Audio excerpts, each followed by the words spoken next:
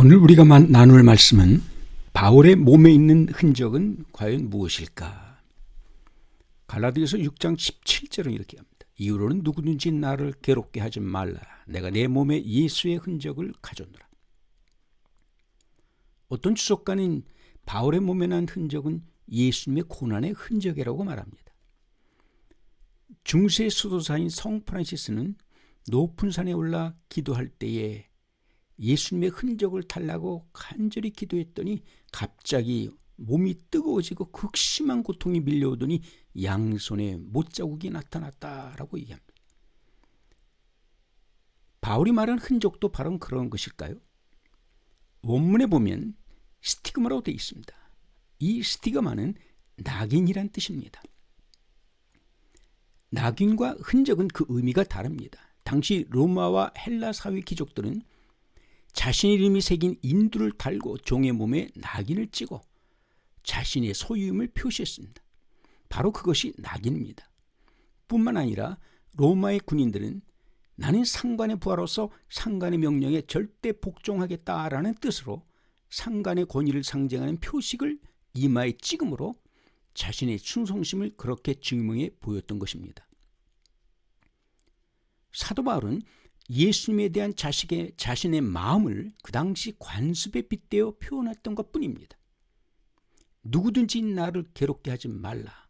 내 몸은 이미 예수의 이름으로 낙인을 찍었노라.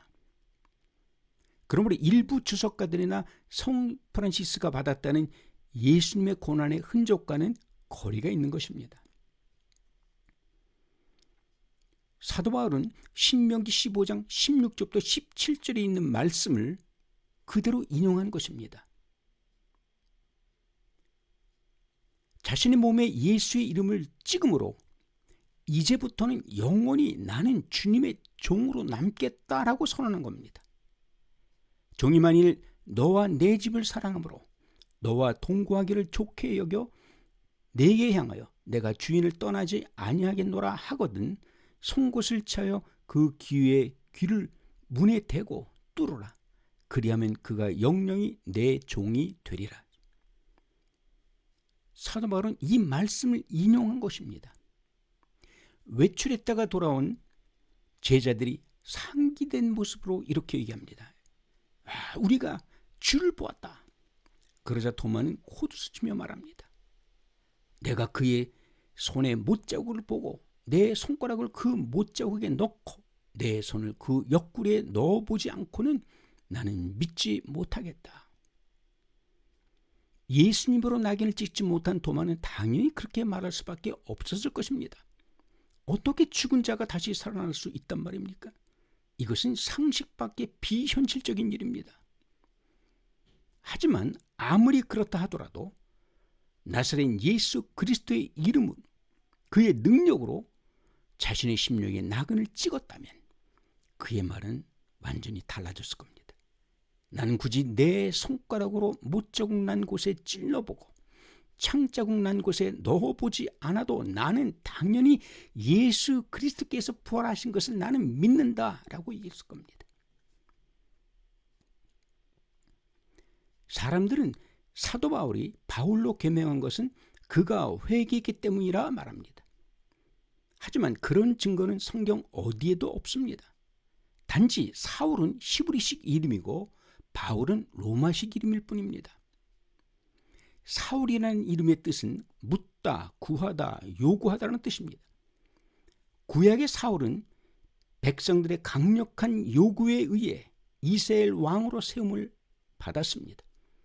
신약의 사울은 누구의 강력한 요구에 의해 사도가 된 것이 아니고 또 뉘우침이나 회개를 통해서 된 것이 아니라 그는 전적으로 주님의 선택에 의해서 사도가 된 것입니다.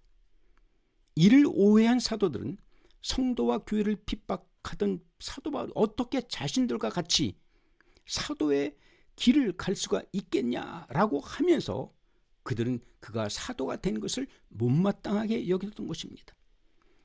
그러자 주님은 이렇게 얘기합니다. 가라. 이 사람은 내 이름을 이방인과 임금들과 이스라엘 자손들에게 전하기 위하여 택한 나의 그릇이다. 사도 바울은 누구보다 자신의 부족함을 잘 알고 있었습니다. 나는 사도 중에 지극히 작은 자라. 내가 하나님의 교회를 핍박하였으므로 사도라 칭함을 받기에 감당치 못할 자로. 아무리 그렇다 하더라도 어떻게 바울이 사도로 선택을 받을 수 있었을까요?